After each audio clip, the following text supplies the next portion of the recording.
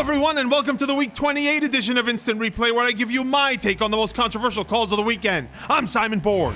Let's head straight to Toronto, where Jackson and Nigel Reo-Coker shared pleasantries in the 60th minute. Oh, slap! The double red for violent conduct was an easy call there by referee Evan Jurasevich. Another cringeworthy play from StubHub Center. You see the Galaxy's Juninho writhing in pain, and with reason. Check out this replay of the 35th minute tackle by Dallas's Victor Ulloa. That's borderline endangering the safety. He gets away with a yellow from referee Kevin Stott. Next to Red Bull Arena, where we had a penalty called in the 53rd minute by referee Alan Kelly. No debate here. Dylan Remick chops down Lloyd Sam, and Bradley Wright Phillips has his second goal of his hat-trick performance. Red Bulls romp 4-1. Another penalty was awarded late in the game in Columbus. It's the 84th minute when AJ Soares clips Justin Merrim. Referee Ted Uncle wishes all of them were that easy. However, the Cruz Federico Higuain can't take advantage. Luckily for the home team, they didn't need it. Columbus wins 1-0. To Providence Park, where I believe there should have been a penalty called in favor of the Vancouver Whitecaps. With the Timbers up 1-0, midfielder Diego Chara sticks his leg out in his own box like this, and Sebastian Fernandez is tripped up. Referee Hilario Grajeda says play on. Disagree. The Caps did luck out, in my opinion, that Kendall Waston didn't get sent off in this one. He's sitting on a yellow when he sends a stray arm to the face of Fernando Adi in the 52nd minute, and then he drops Darlington Nagbe to the ground in the 59th. To PPL Park, where the Union probably felt they should have had at least one penalty kick called in their scoreless draw against the Houston Dynamo.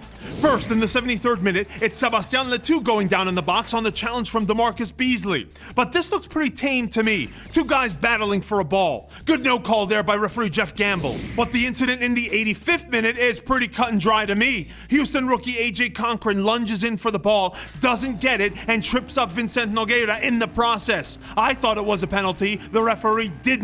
And then in stoppage time, Cochran again goes to the ground on a tackle in the box. And this time, the replay shows he nicks Pedro Ribeiro on the ankle.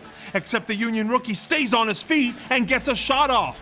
If Ribeiro takes the foul and goes down, I think he has a strong case for a penalty. I also think there was a strong argument that could have been made for a red card in the Rocky Mountain Cup clash between RSL and Colorado. With 2 minutes left in the game, Rapids defender Mark Birch takes down Robbie Finley, who's sprinting toward goal.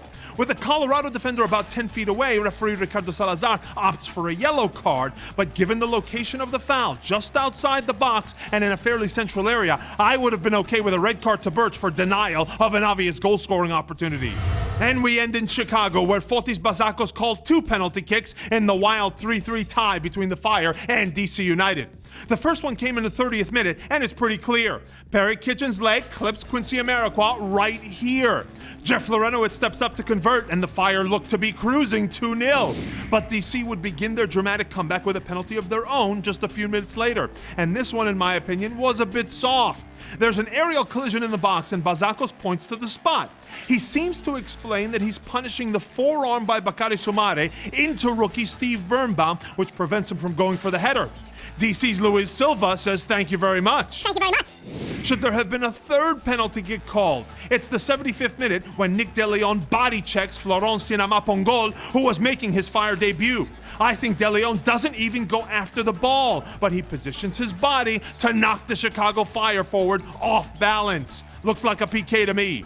And we end with a pretty controversial play just 9 minutes into the game at Toyota Park.